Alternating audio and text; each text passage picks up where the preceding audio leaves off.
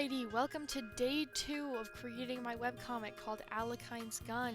The spark notes of the story is that they are secret agents with superpowers based on chess pieces. Today's goal: go over more characters and design a new one.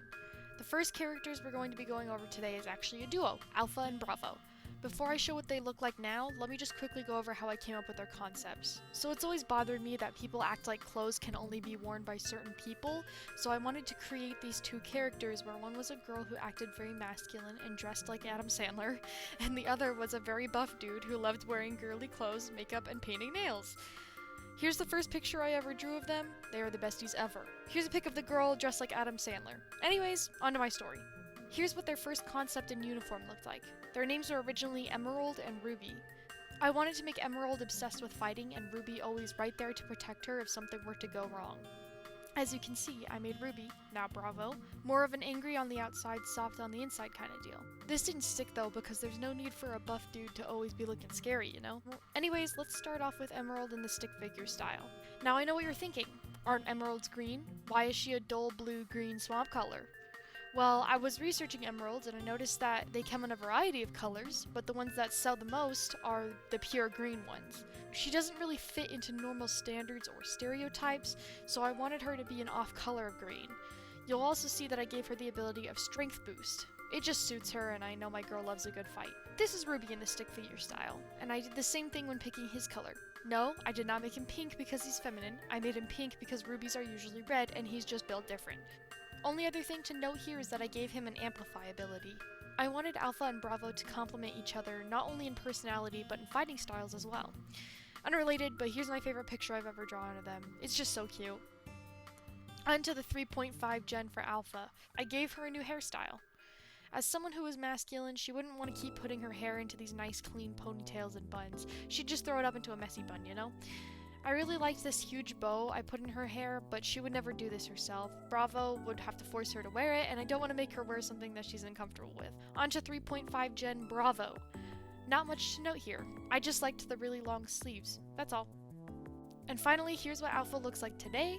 I kept her bun because it's just so her and I can't see her with long hair anymore. And here's what Bravo looks like today. I changed his hair slightly and made his eyes more of a pale blue. I'm not really sure why I changed his eye color, it just felt right, I don't know. Now on to creating a new character. This character is called No Man's Land, and I know that this isn't a name of the phonetic alphabet. Some of the phonetic alphabet is kind of stupid and dumb, and so I replaced them with just like military sounding terms because, I don't know, I want them all to have a theme. Anyways, so when I first started making this character, the only reference I have for this character was actually this picture, and I was gonna name him Icer. I just wanted him to be like, well, he has ice powers obviously, but he was just gonna be kind of like timid and shy and cold all the time. When I first started drawing these references in my new style, I started drawing based off of that reference, but then I was going through my old photos and I remembered I actually redesigned this character before, and it's not a he anymore, it's a she, and she looks so much cooler.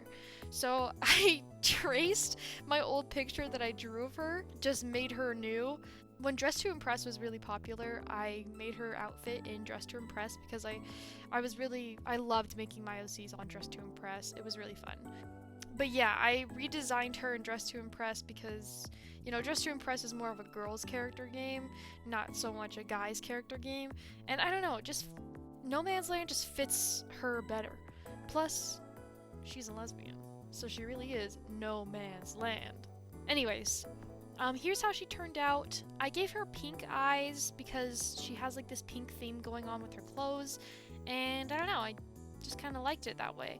Originally she had goggles on, but my goal is to keep these characters as simplistic as possible, and the more I added to make her look like the original photo I drew to redesign her, the less simple it got. So I just thought, you know, I would just go with what I had.